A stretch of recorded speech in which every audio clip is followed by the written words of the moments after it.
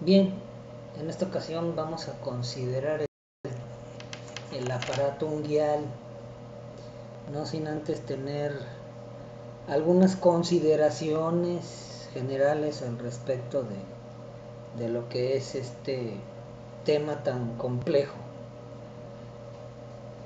que reporta lo que es el aparato unguial, ¿sí? Ya desde tiempos antiguos, desde tiempos de Hipócrates, se sabía que las uñas podían presentar sus propias enfermedades, sus propias manifestaciones de enfermedad, sus propias enfermedades. No solo eso, sino que con frecuencia se podían mostrar signos indirectos que reflejaban algunas afecciones de la piel o de otros órganos aparatos. Ya se conocía desde tiempo de Hipócrates estos componentes, que las mismas uñas, tales y como si fueran unos espejos mismos, podían manifestar los cambios que ocurría, ya sea en la piel o en órganos o aparatos.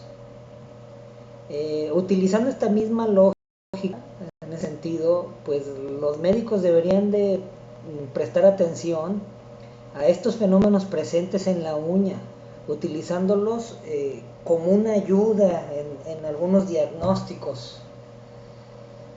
Ya especialistas contemporáneos hablaban acerca de la gran importancia de recopilar los datos objetivos de las uñas y relacionarlos como marcadores de la salud.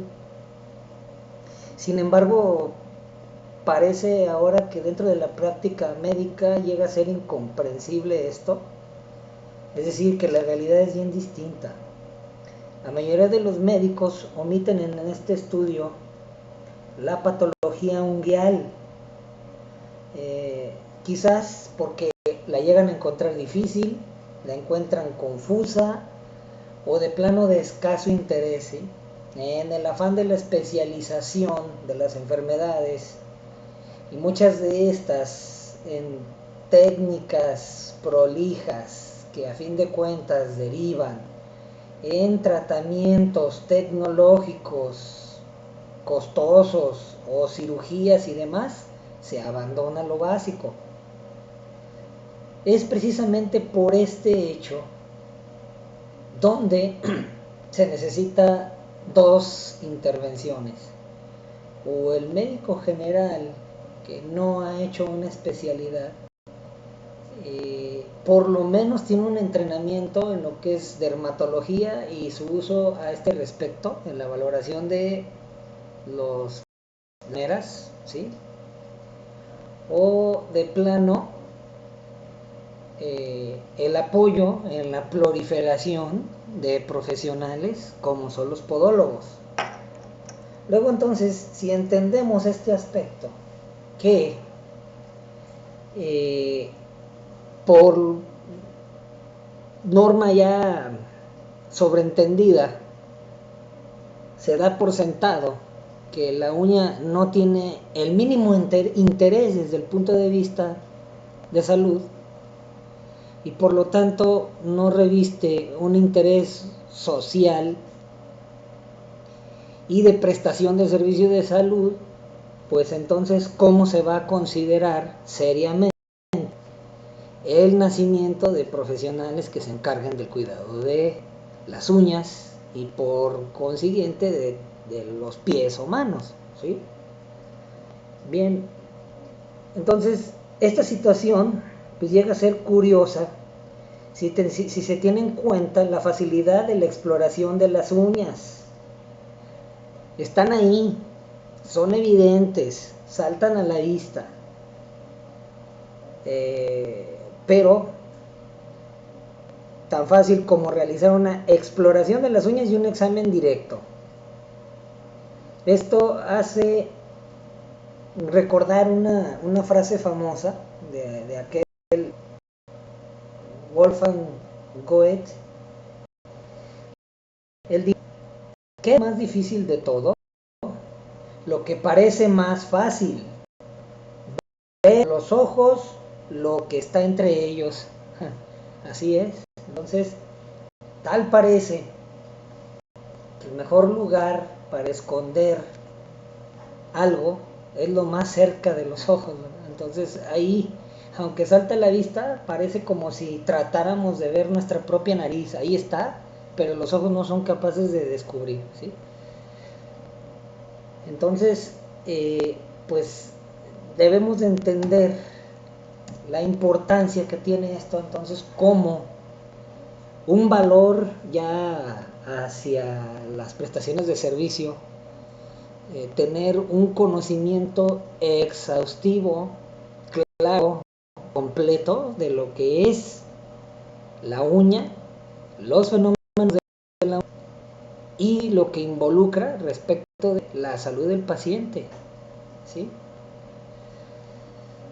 A pesar de que en los últimos tiempos ha habido una intensa investigación, observaciones por diversos autores, diversas organizaciones, publicaciones en jornales médicos, revistas y demás.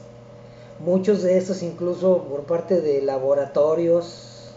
Hasta ahora se ha descuidado bastante el aspecto de la dermatología y de la medicina en general, el estudio de las uñas y sus alteraciones patológicas, por lo menos. Si nosotros verificamos los tratados y los mejores tratados en dermatología, analizan todo el fenómeno de la piel y muy de vez en cuando, de pasada, ahí hablan de las patologías unguiales, ¿no? Entonces, parece ser que los tratados más completos respecto de el estudio de la uña, el estudio unguial, son los libros de podología, ¿sí? En un gran número de pacientes se encuentran entonces signos patológicos. El podólogo de experiencia puede decir que no hay un paciente cuyas uñas no estén gritando algo, ¿sí? Y la propia experiencia de este podólogo, del profesional de la atención del pie, se hace manifiesta en el hecho de el paciente agradecido sabe que se obró un bien, desde ve que el momento del cambio de su uña hasta la situación de sencillamente identificar un problema oculto y la derivación profesional propio, ¿sí? Entonces, si pensamos en el podólogo como un profesional de primera línea, esto cobra significado. De primera línea, de identificar el problema y entonces derivar en un sentido de interconsulta o de integración de un equipo multidisciplinario de salud. Entonces, en ese sentido, ese podólogo, se puede decir que es un podólogo que sabe lo que está haciendo y que es un podólogo que se toma la podología en serio, ¿sí? Bien, entonces el prestar la atención a esta semiología unguial puede proporcionar numerosos datos relativos a enfermedades de otros órganos, incluso de infecciones padecidas, intoxicaciones, intolerancias frente a ciertos medicamentos, fenómenos iatrogénicos por otra parte. También se permite confirmar en algunas ocasiones el diagnóstico de diversas dermopatías, ¿sí? E incluso hay fenómenos unguiales que parecen ser marcadores de estos fenómenos dermatológicos, ¿sí? Bien, el hecho de no utilizar o la no utilización de estas posibilidades informativas sobre la situación patológica del paciente, es decir, de su propia enfermedad, dejando aparte ciertas excepciones, resulta aún más sorprendente si se considera que la semiología, como el arte de la comparación, es de interés diagnóstico, localizada en las uñas, asienta en la mayoría de los pacientes en los dedos de la mano,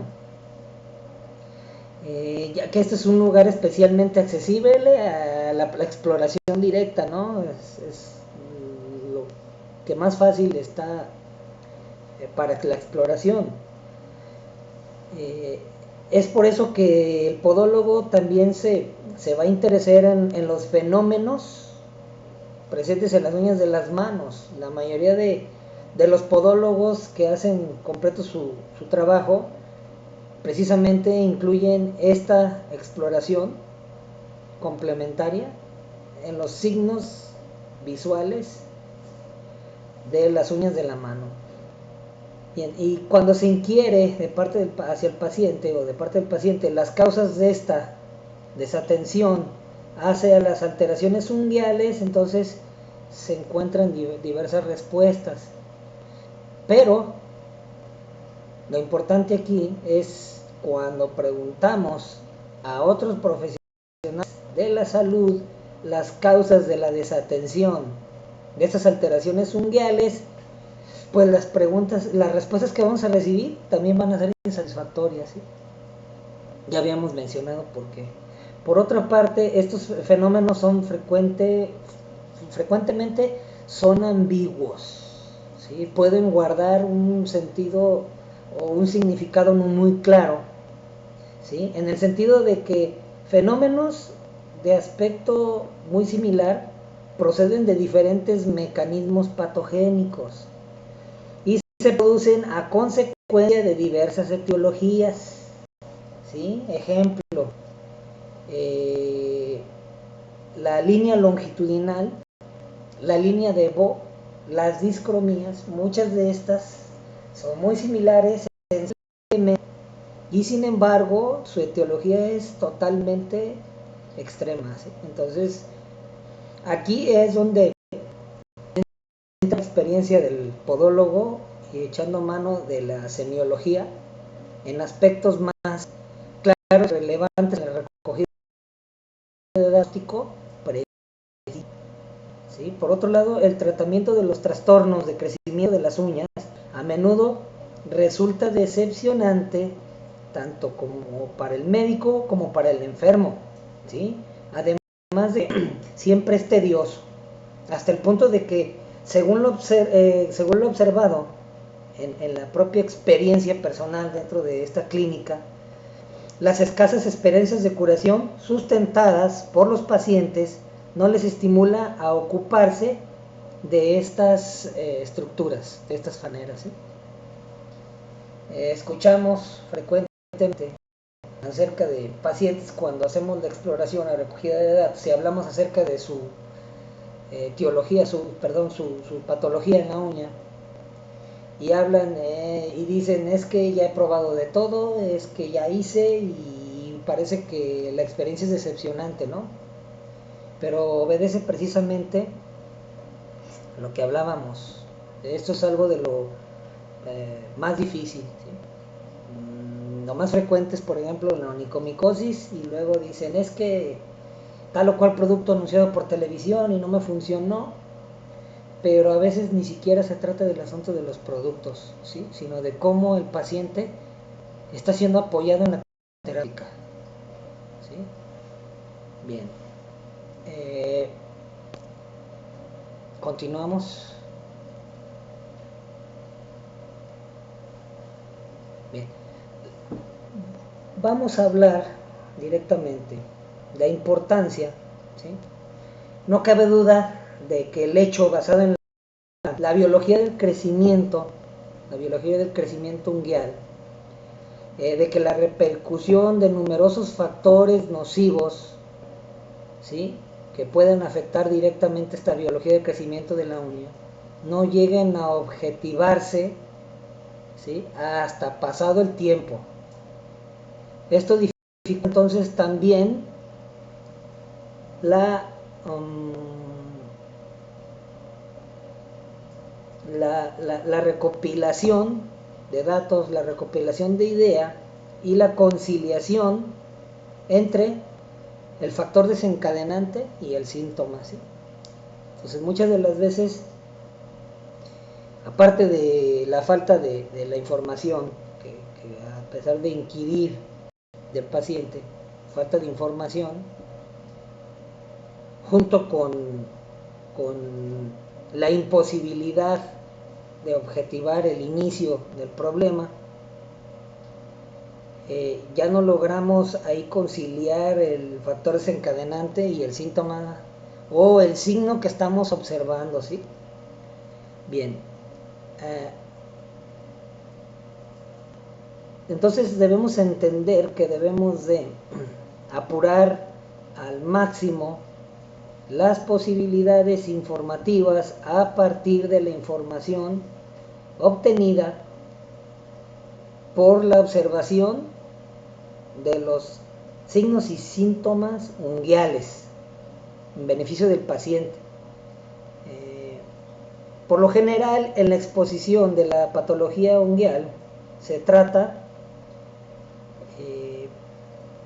de manera imprecisa muchos signos y síntomas, por lo tanto las historias clínicas son ambiguas, parece que todos los casos son similares y entonces no nos llevan a ningún lugar, ¿sí? Por eso hay que ser ordenados al respecto y aún respecto de la semiología, ¿sí? Porque si como profesionales en el servicio de la salud no somos capaces de utilizar estas herramientas, difícilmente vamos a dar al paciente una ayuda,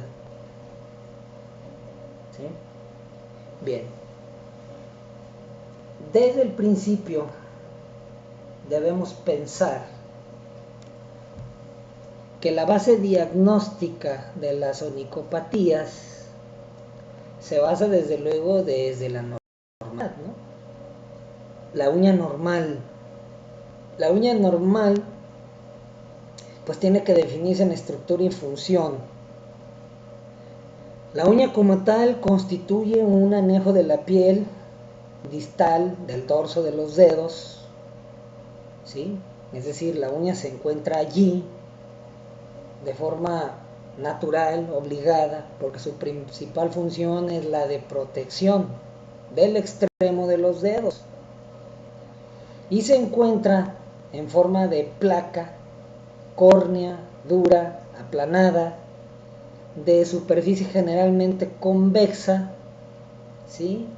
Y pues de características muy peculiares, ¿no? Si nos comparamos con otros animales en ese sentido, pues no son ni mucho menos fuertes o grandes o que sirvan como herramienta o para excavación o demás, si los comparamos con otros animales. Si hacemos la comparación de garras de muchos animales, el agarre es limitado, la dureza es limitada, resulta frágil, resulta pequeña, etcétera, etcétera, ¿sí? Sin embargo, pues toda máquina que ha sido diseñada para una función, siempre y cuando se dentro de estos límites para la cual fue diseñada, utilicemos esa palabra, entonces se dice que es perfecta, ¿sí? O sea, la perfección se va a situar dentro de estos límites, la razón para la cual fue creada. Entonces, viendo en ese sentido nuestras propias uñas, entonces vamos a ver que son estructuras perfectas en forma y función, ¿sí? Y como es debido a que está en la región dorsal de la última falange, pues la falange va a guardar una relación directa última en la forma de la unguial, ¿sí? Bien. Ahí cuando estamos hablando acerca de la uña normal, entonces debemos de tener consideraciones al respecto de lo que es la normalidad de la uña, ¿sí? Hay varios aspectos que tenemos que considerar aquí. ¿Cómo se mide la normalidad en la uña? Bien, vamos a decir la uña normal. Hay una línea continua que representa la silueta de la uña y no hay solución de continuidad ahí, no hay pérdida de la línea. Entonces es normolínea.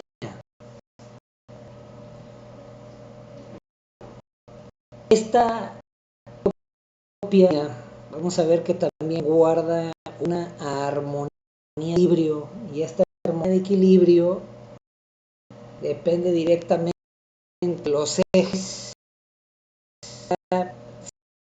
Si por lo longitudinal,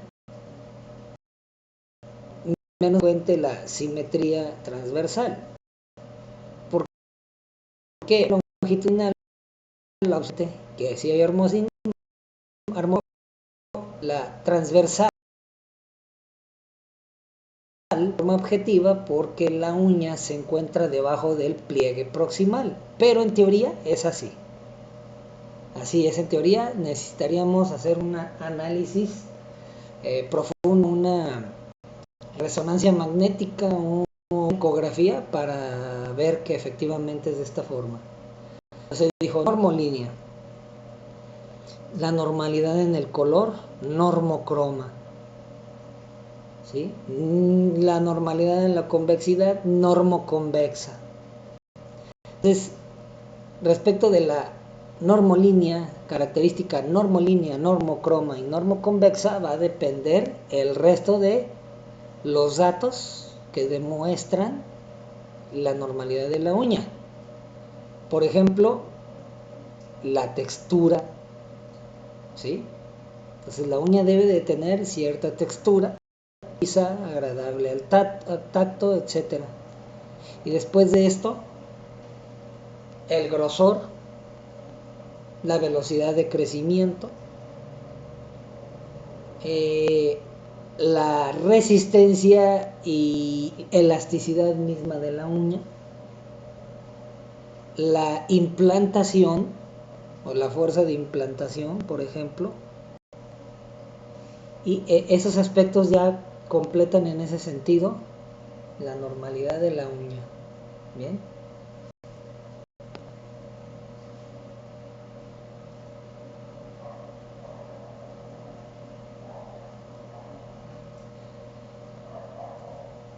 Es importante notar, la uña es un tejido circundante de la falange, está estrechamente representada en esa parte y no es sencillamente una estructura integrada para la prehensión y especialización de la mano, o en este caso del pie, sino que también es funcional, ¿sí? Respecto de que del tacto, del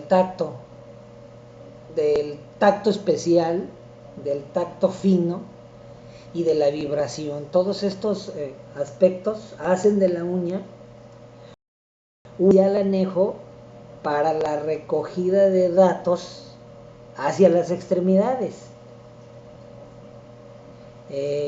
Por cuando perdemos una uña, disminuye de forma considerable la función del órgano distal. Es decir, la dificultad de coger objetos finos. Entonces, cuando carecemos de una uña en uno de los dedos de la mano, o en todos, por desgracia, tratemos de coger un alfiler para que se entienda lo difícil que llega a suceder.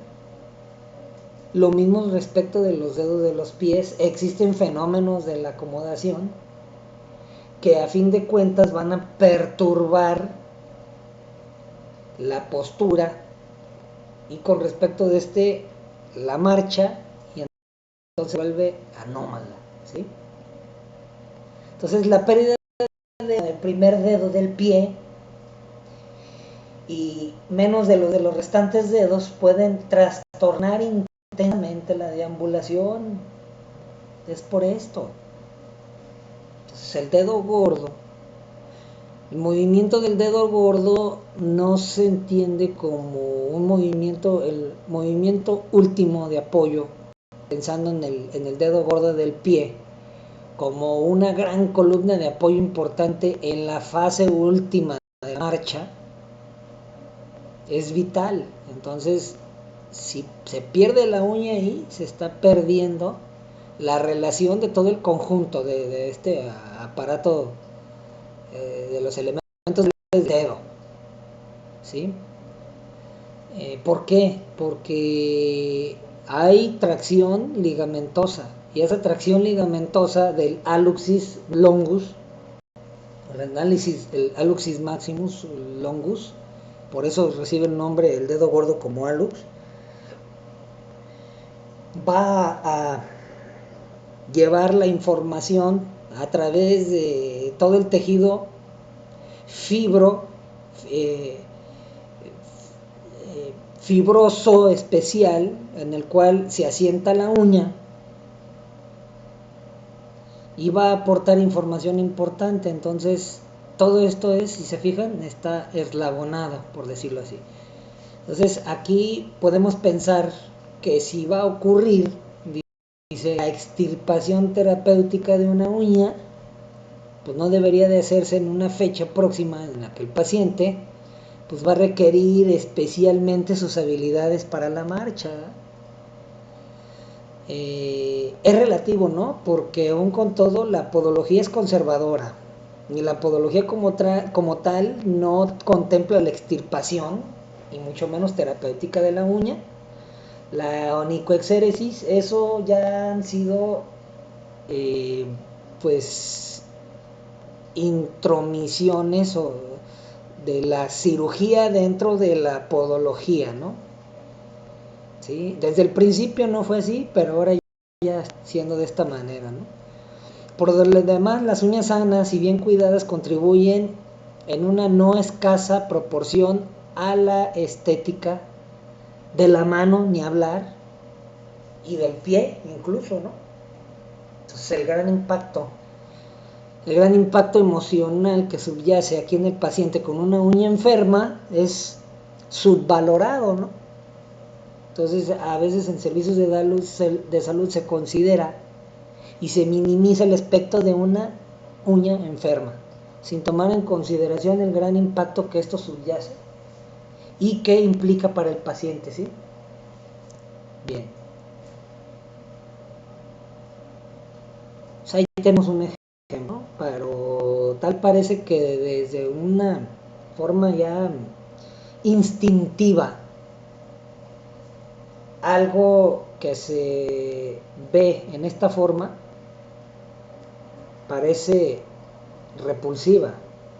¿Por qué? Porque instintivamente estamos viendo que existe ahí un fallo y que se compromete el proceso de la adaptación y la supervivencia. Entonces, por eso nunca es, en cierta forma, agradable observar fallos en las estructuras naturales de cualquier parte del cuerpo, ¿sí? Bien, entonces aquí observamos la parte distal del dedo, y cómo ya nada más quedó ahí una pequeña membrana trófica donde se supone que antes estaba el lecho unguial, ¿sí? Bien. La génesis de la uña, el origen mismo de la uña, se realiza en una porción oculta a la vista, una invasión de tejido que a fin de cuentas es comprendido por un pliegue de la piel, de la estructura cutánea.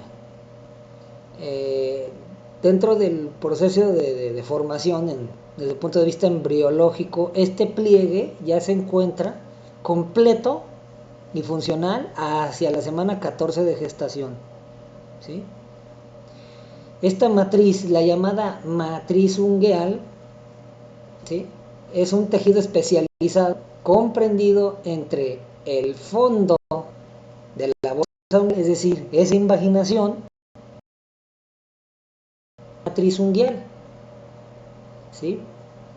Se continúa por su parte más periférica con el lecho ungueal, una capa transformada del corión, ¿sí?, La placa o lámina unguial se halla sólidamente fijada por su cara inferior con el corión hasta el iniquio y presenta una estructura ligeramente abarquillada con su, respecto de su eje longitudinal. ¿Sí? Sin embargo, también hay un sensible cambio de la convexidad en el eje transversal. ¿Sí? Entonces aquí tenemos un esquema preciso de lo que es este gran conjunto de tejidos, ¿sí? Tejidos de diferente naturaleza que se conjuntan para una función. Esa es la aparato. Entonces aquí tenemos el aparato unguial. Así es que estudiante, principalmente aquel estudiante de podología que se interesa en el tema, pues lo propio no es hablar ni de hacer búsquedas de bibliografías, o por lo menos en un sentido serio del conocimiento, como anatomía de la uña, ¿verdad? En sí, la anatomía de la uña es simple. Entonces, hablamos de la anatomía del aparato unguial y eso es lo que tenemos que considerar, ¿sí?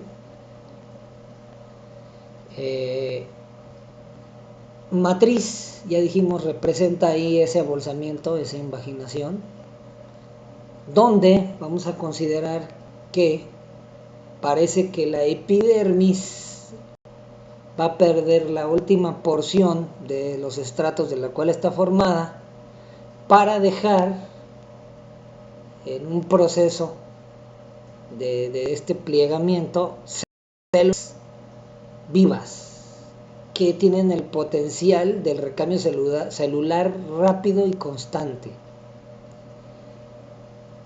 Y ya dijimos, pliegue proximal es la que está debajo de ese pliegue y que no la observamos. Y la matriz distal, que va a estar representada en parte y en porción última, por decirlo así, de la lúnula. Entonces, anatómicamente hablando, de forma estructural, esta matriz es una sola, pero desde el punto de vista fisiológico estamos hablando como si la matriz se dividiera en estas dos porciones, ¿de acuerdo? Matriz proximal, matriz distal. Bien, luego este pliegue va a contener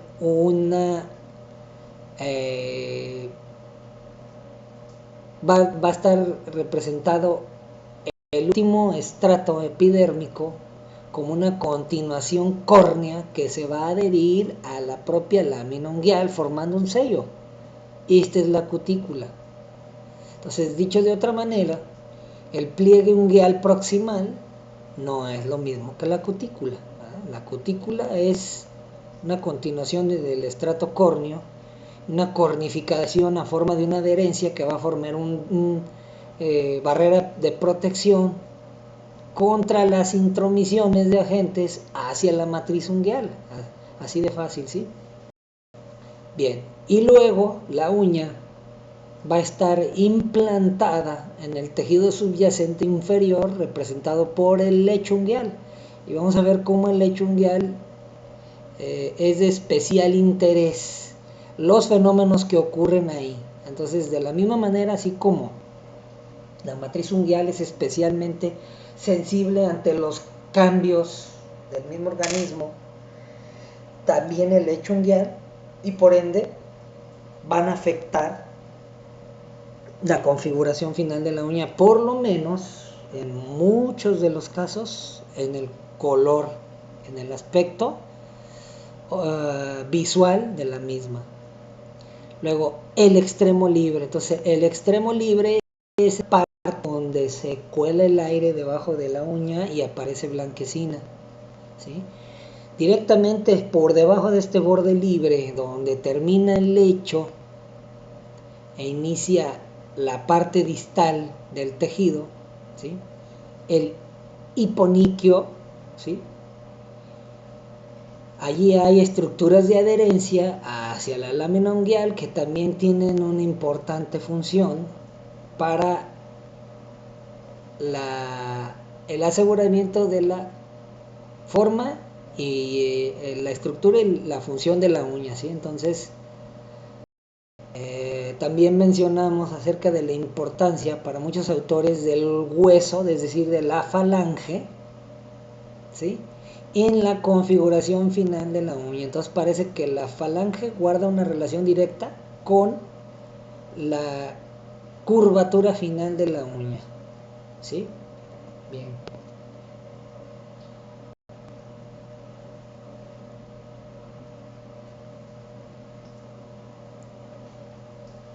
Se denomina hiponiquio al territorio de la epidermis dorsal extendido entre el lecho unguial y el repliegue unguial o perioniquio que recubre el perímetro de la uña por su parte próxima y los lados. Entonces ahí en esa parte distal de la falange, esa adherencia es llamada hiponiquio, ¿sí? El segmento de perioniquio dorsal que en forma descubre la parte proximal de la uña y la matriz subyacente forma una laminilla epitelial adherida laxamente a la superficie unguial, ya habíamos dicho, una continuación córnea y esa es llamada cutícula, ¿correcto? Este pliegue proximal es llamado eponiquio o epiniquio para términos sinónimos y el pliegue distal hiponiquio. En el eponiquio o epiniquio entonces se encuentra esta estructura a modo de una banda adherida de la superficie de la lámina unguial, cutícula, ¿verdad? Ya dijimos cuál es la función. Y en el borde proximal se encuentra similar, ¿sí? Esta banda, principalmente existe una banda aplicada hacia el lecho unguial y adherida hacia el borde distal de la donde se está uniendo o haciendo el cambio de estructura del lecho hacia el borde del dedo, ¿sí? Ese se le llama banda y esta banda nicolémica lanza unos un poco más resistentes y fibrosos hacia afuera, saliendo del borde proximal de la uña y adhiriéndose profundamente hacia el resto del tejido y este es un sello natural que simula exactamente también la llamada cutícula, ¿no? Bien, entonces esto es importante contarlo, ¿sí? Porque de ahí dependen muchos fenómenos de patologías unguiales. Este es un esquema muy preciso de lo que sería la epidermis. Nótese ahí el estrato córneo.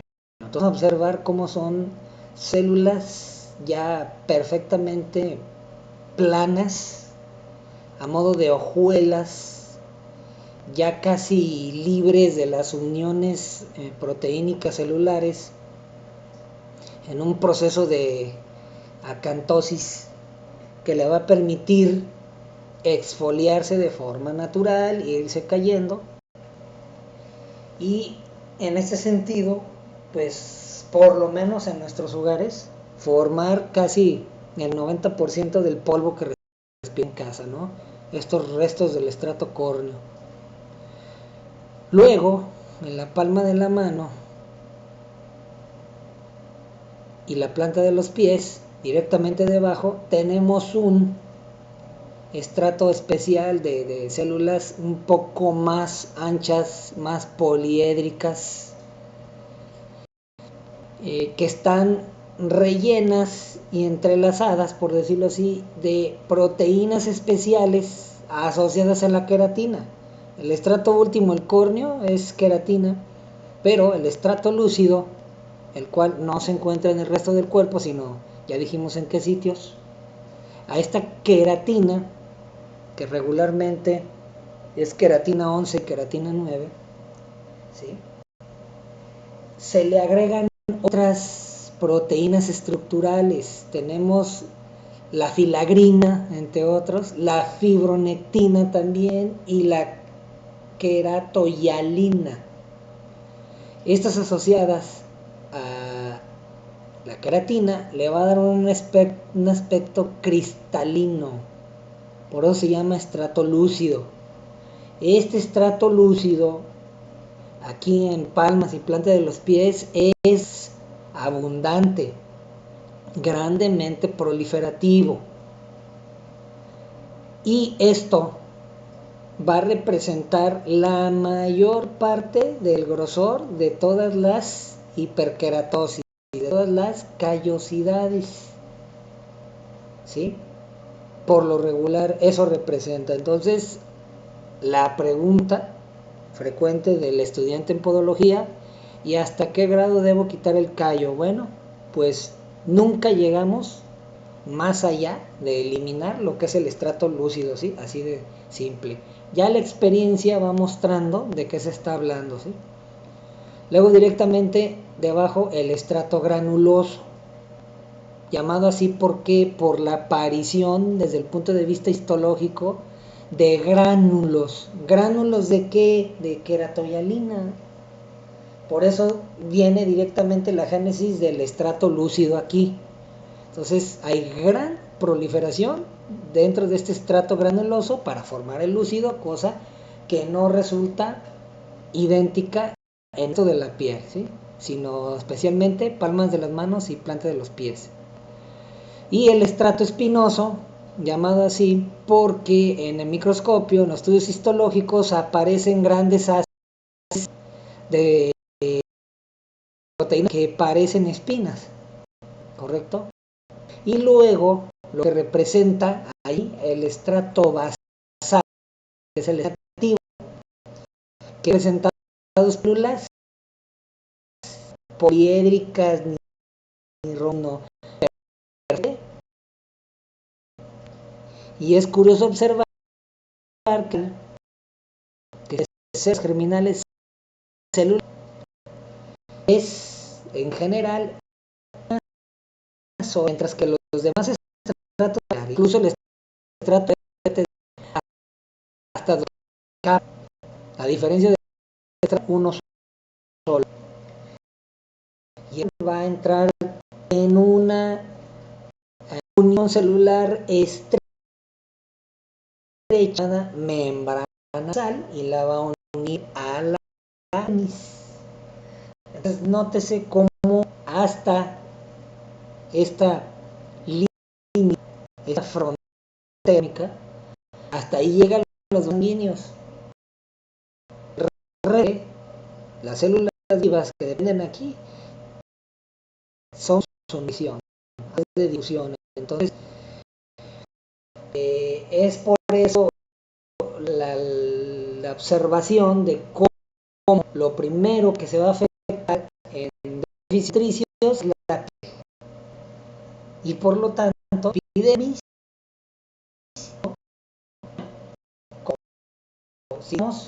que de hecho es una especialización de epidermis, ¿correcto?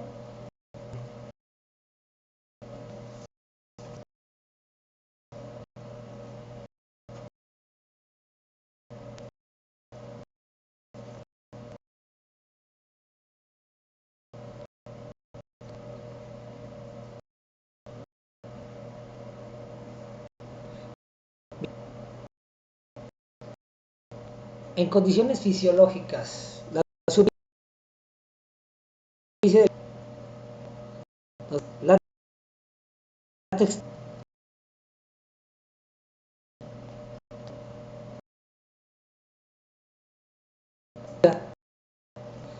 debe ser lisa y agradable.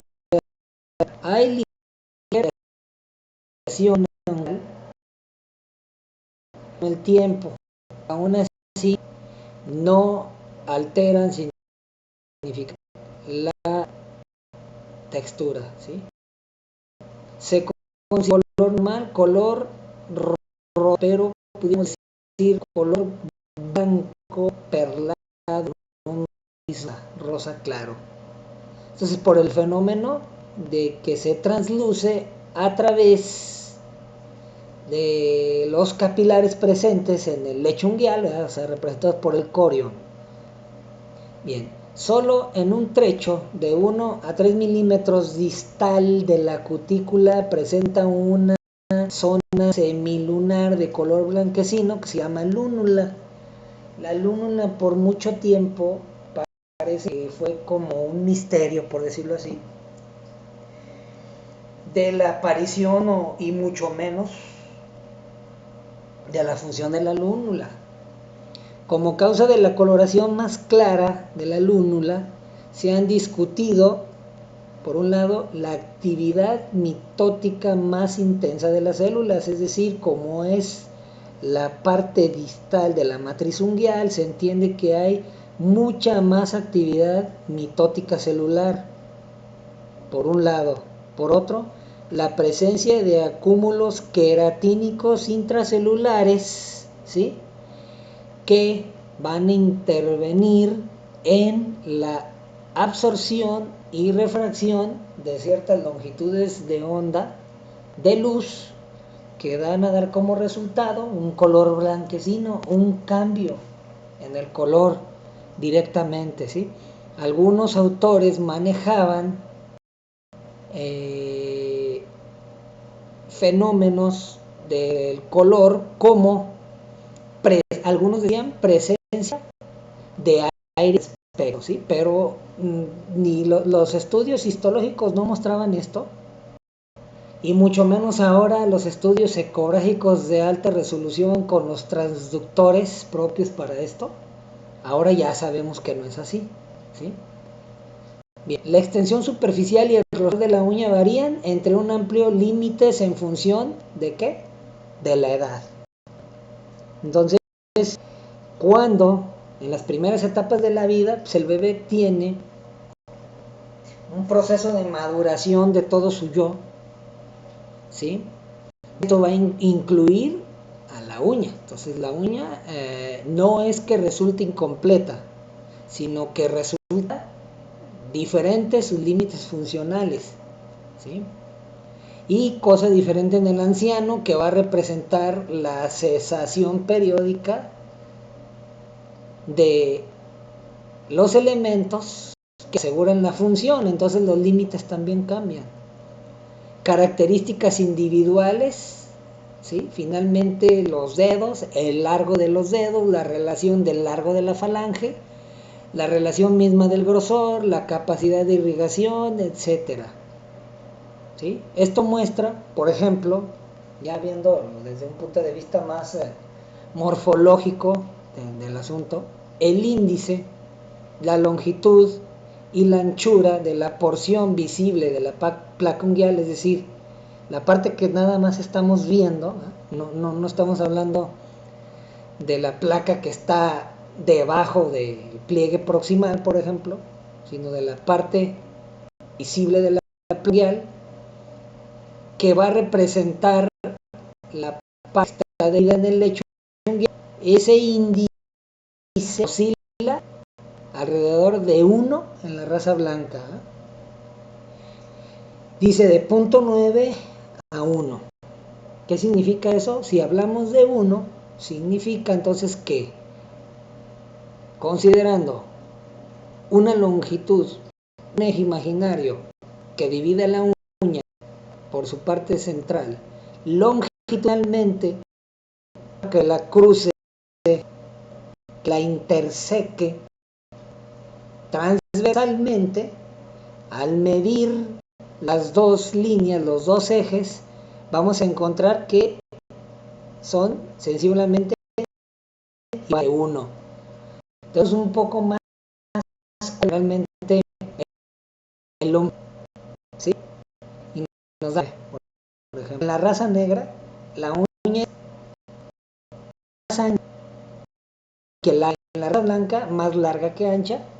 Entonces parece que va a variar un poco este índice, más sin embargo no ser de tal forma exagerada que pudiéramos hablar acerca de anomalías de la morfología como la toniquia o la braquioniquia, por ejemplo. ¿Sí? Bien. La extensión superficial y el grosor de la uña varían entre amplios límites en función de la edad, características individuales de los diferentes dedos, etcétera. ¿Sí? Hablando entonces y remarcando el hecho de lo que es ese índice de relación entre los ejes longitudinales, anchuras, transversal y longitudinal. Bien. La histología. Bien, la histología se encarga del análisis de los tejidos como tal. Entonces, en el siguiente video vamos a hablar o a considerar de la histología, de la cual depende la lámina ungueal, en la segunda parte. Gracias.